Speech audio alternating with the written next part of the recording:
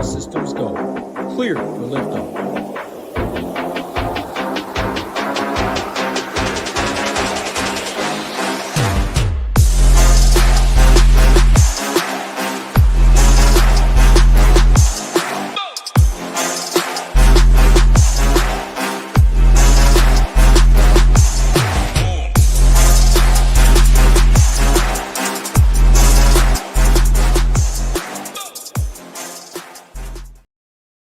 Good afternoon. We are back with another episode of PGA Tour DFS betting first look for the 3M Open.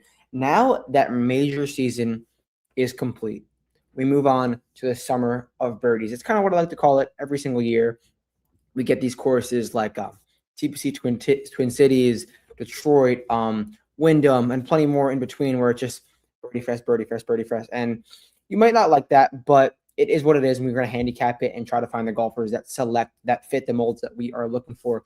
First thing I want to do, as always, is go through my Twitter thread, which I basically put a bunch of key stats, key information, and everything in between to hopefully lead you on the right stats, the right golfer. So let's not waste any time. Let's get over to the Twitter thread right now. So here we go. Summer of birdies, as I said before, some easy scoring conditions.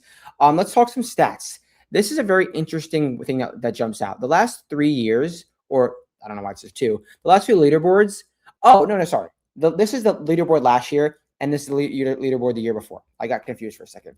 We saw some stat leaders in the top 3. So approach number 1, Kitayama won it. Stevens around the green, number 1. Knapp off the tee, top 3 golfers. 2025, Grazeman was first in putting. Kuchar was first in approach. McNealy was first around the green, and Pendrith was first off the tee.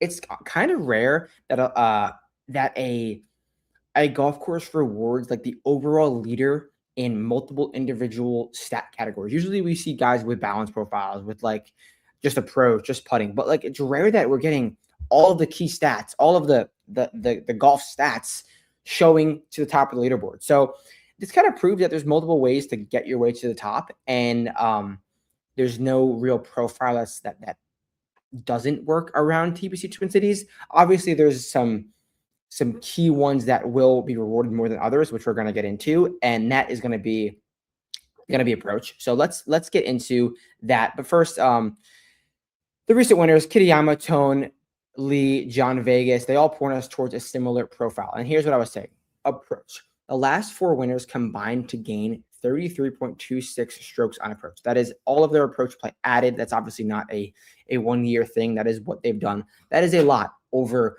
4 years of data. And their average weekly approach rank is 5th. So you have to be spiking an approach. You have to be towards the top of the leaderboard on approach to get to that winner circle. It also has shown it before they've won.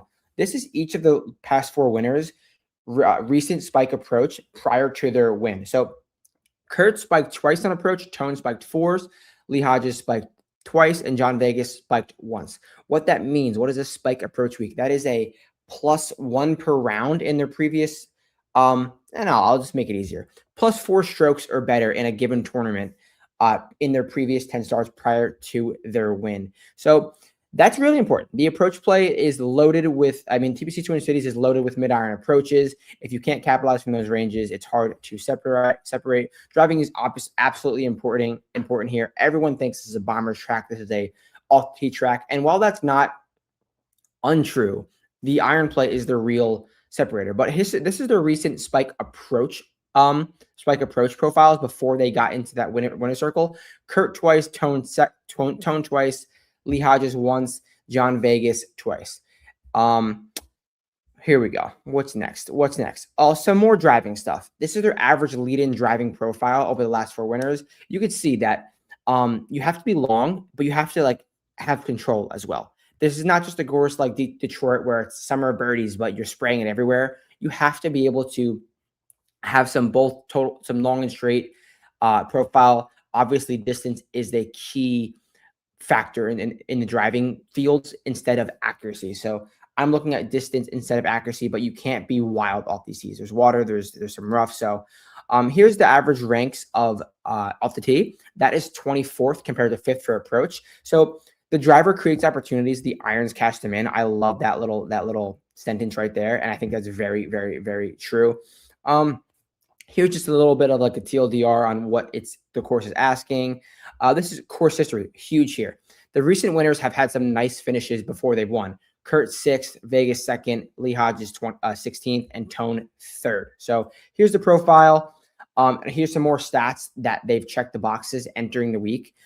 You guys can see last 25 off the tee, last 25 approach, the spike approach, the spike off the tee, a previous top 20. It's pretty good stuff here. So definitely screenshot this and take a look at that going forward. So here's some concourses: TPC Summerlin, TPC Deer Run, Craig Ranch, Detroit, Vidanta Vallarta, and the Pete Dye Stadium course. They all make sense. They're all birdie golf courses. And also in their last 5 starts, in the previous 2 starts, the winner here has had a previous T20 or better. So there's a lot of boxes that we are kind of checking and crossing a lot of guys off. So look for these boxes, and I think this could lead you to the right golfer. So as always, a shout out to Vince Eric's Golf for all the data, for all the projections, betting content, DFS tools. Check out Ship It Nation. Why wouldn't I just talk here right now? Usually I save it for later in the show, but you can go right here, use this code BOOTS, and use all of that data that I just talked about to optimize, to find more. You can add the golfers that you like into SaberSim right here with the optimizer. Hit right here PGA for projections, showdown content, the stone, the slate station, where you're going to get some picks from all of us. I know we're not about the picks, but we'll sprinkle them in there when need be. So you're going to go over to Ship It Nation, use code BOOTS, get you 10% off or a free week if you've not done it yet. Right here, join the nation. Join that nation. If you want every single sport, all access plus optimizer, code BOOTS. If you just want the golf, PGA plus optimizer, code BOOTS gets you a free week or 10% off. So usually I save that for later in the show, but it just came to me, so I went with it. It just came to me, so I went with it is also a Key and Peele quote. So if you like Key and Peele, drop your favorite skate below.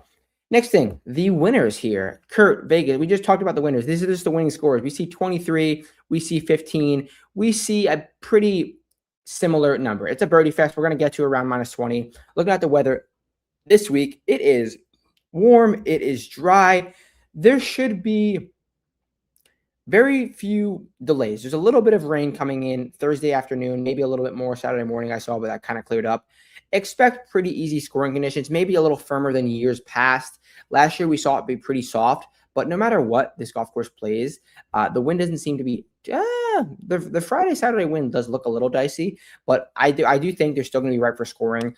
I would lean a little bit. I would kick up driving accuracy a little bit in the models, but nothing too crazy. I'm going to go with a similar profile that we normally deal with around TPC Twin Cities. So next thing we're going to touch on is the contest selection and the DFS board. I'm loving this PGA Tour 20K driving range. There's a 3-entry max, 150 max. So there's 148 people in this contest. If you do 148 divided by 3, you're only having to beat, if you're max entering this contest, you only have to beat technically 49 other people.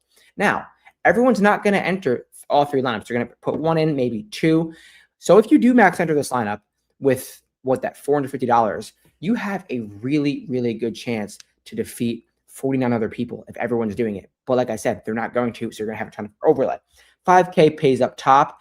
We're looking for 500 to 10th place, but we're getting it at 8th. I just love this payout structure and the fact that not everyone's going to max enter this contest, and you can get a ton of overlay there. So that's what we are looking at. Taking a look at the DraftKings leaderboard, we have Scotty, 14.9, a whole 5K higher than the next highest priced golfer in Maverick McNealy. Then we got past winner Kurt Kitayama, Decky's in there, Keith, Jake Knapp, TK, Jackson Coyven, Pierceson, Coody, and Doug Game round out that 9K range. The one golfer I wanted to touch on in this 9K range and above is actually going to be Pierceson Coody at $9,100. Pierceson Coody is coming in off of a decent week at the Open Championship where he finished T28, gained stroke everywhere except for off the tee. I'm not too worried about the off the tee because the off the tee has been solid. Like looking back down to all the way to Houston, it's been pretty consistent, even further all season long. The off the tee play is pretty solid for Pierceson Coody. He's proven some nice approach play over his last 4 starts, and the putter, the around the green is there. So they can look at his course history. He's finished 72nd and 3rd here in his last 2 starts. So Pierceson Coody is definitely comfortable around TPC Twin Cities. And I kind of love the lead in form here at $9,100. So Pierceson Coody is one golfer that I'm definitely touching on in this 9K range. The next golfer is down the board a little bit. He goes by the name of Mac Meissner, $8,100. Mac Meissner has not missed the cut since the Canadian Open, and before that, he has not missed the cut since the Valspar. So he's having a pretty consistent cut-making season. I love what he's doing with the approach play, not only the last 2 weeks, but all the way dating back to those missed cuts. His course history here is not bad at all. 14th and 59th in the last 2 seasons. Solid approach spikes. He's comfortable with the ball striking here. He's never lost strokes ball striking. If he could find something on the greens, Mac Meissner could be in for a ceiling week. We've seen him have these random ceiling weeks, even in the summer. So I love Mac Meissner at $8,100 to be a nice top 10 play, to be a nice golfer to pair with someone else in that 9K range. So Mac Meissner, $8,100, someone I definitely wanted to touch on. Taking a look at the betting board, who else but Scotty Scheffler leads the way about 2.5 to 1. Then it's Kurt, Mav, Decky, very similar to what we saw on the DFS board. I wanted to take a look at Corey Conners around 48.50 to 1. Corey Conners is striping the irons. What else is new? But I mean, he hasn't had the best iron season of his career. Like, he's had these random one-off losing weeks, but it's coming back to earth. He's now gained strokes on approach in 4 straight starts. And more than anything, he's gained strokes on the putting greens in his last 2 starts. That's what you need to look for Corey Conners. We know he's going to hit it well. We know he's going to hit fairways. But if Corey Conners is gaining strokes on the greens, that's good stuff. The last time he played this golf course was 2019, and he gained nearly, is that over 10 strokes? 10 strokes ball striking and lost a whopping 7 strokes on the putting greens. If he can find anything on this putting surfaces, we know he's going to hit it well. Corey Conners is not scared to get into the mix. So Corey Conners, 50 to 1, I think is a nice little target to potentially beat Scotty. He's gotten in contention in difficult conditions. I don't think it's crazy at all. So Corey Conners, 50 to 1 is someone I want to touch on the betting board. The next guy down the betting board is a player who has played well recently, is a player who almost won a golf tournament recently, and is a player who's played well here before. And that is another Canadian, Taylor Pendrith. Taylor Pendrith at $7,400, I guess, / 100 to 1 around, should be a great candidate for this week.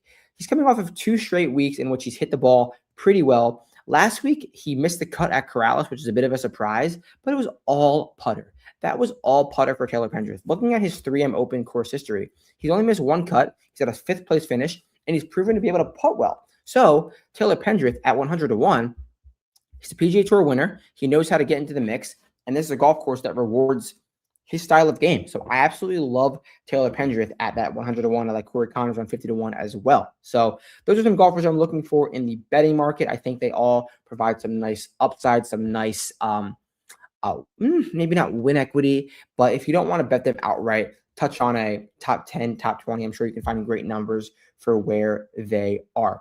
Next thing I want to touch on is a potential chalky guy, a potential pivot, the model, and the one golfer that I am on. So let's not waste any more time. The potential chalky golfer of the week, at least that's what I'm thinking early on in the week, is a golfer who's just been playing some great golf. Everyone's tending to love him, but I'm going to avoid him. When he gets chalky, I think it could be not even, because we've seen him play okay as chalk recently, but this guy's volatility is massive. He can finish dead last just as easily as he can finish top 20. So that is Jackson Suber, $8,900, priced a little bit too high for my liking right now. But looking at his recent results, he's been making cuts. He's been hitting the ball well. He's been proven to get into the mix, and he's making birdies, guys. Like, he's putting so well. He's doing a lot of good things, but I just don't want to buy Jackson Suber's volatility because we know he can miss the cut. Last time he was here, he missed the cut. Didn't hit it that well. I think this price is too high. I'm a Jackson Suber fan, but I just cannot buy him near 9K at ownership. That's going to be a little bit too high for what he usually is and what he should be. So Jackson Suber is its potential chalky golfer of the week. Now let's talk pivot.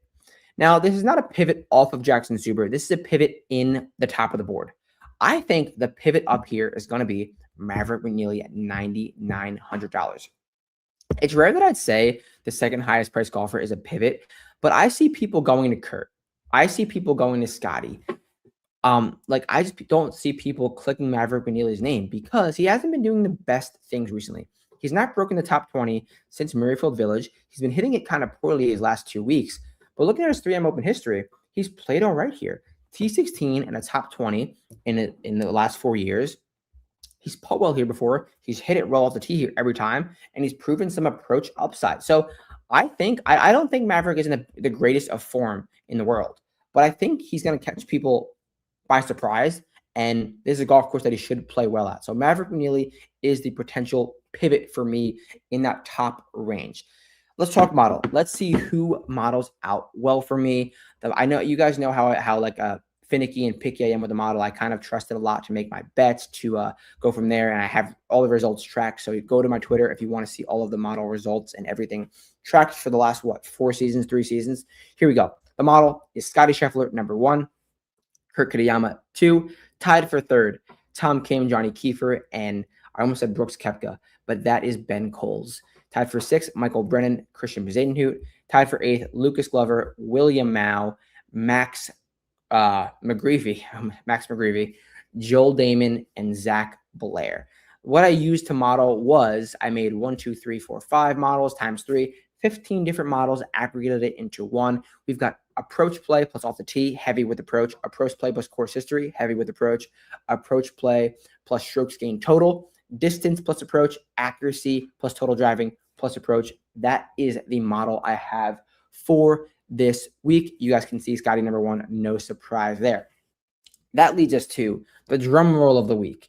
The one golfer that I am on, I'm going to be playing him in maybe the betting markets, maybe the DFS markets, but I am playing him, and I think you should too. And that is Keith Mitchell. Semi-unserious golfer, but look what he's doing off the tee and on approach. The dude is just absolutely striping it, and when he gets going, he has that top 10 upside. Looking at his course history, he's got multiple 5th place finishes here. He plays here every year, and I don't think Keith Mitchell can win. I really don't. I mean, maybe. He's won before, but the recent rendition of Keith Mitchell has just been not a winner. Nonetheless, I think Keith Mitchell has all the first-round leader equity in the world. I think he has all the top 10 equity in the world. And at what price is he? $9,500. I love him to maybe start Matt Keith to just play with it whoever you want. So Keith Mitchell, $9,500 is the one golfer that I am on. Before we get out of here, as always, the song of the day is going to be All That I've Ever Known by Motionless in White. Just came out last week. A little bit of EDM core for you guys. Check out the playlist. Let me know what you think. And as always, let's ship it. I'll catch you guys Thursday evening with the Showdown show. The Showdown show, as well as Friday and Saturday. Any questions, you know where to find me. Peace out. Ship it.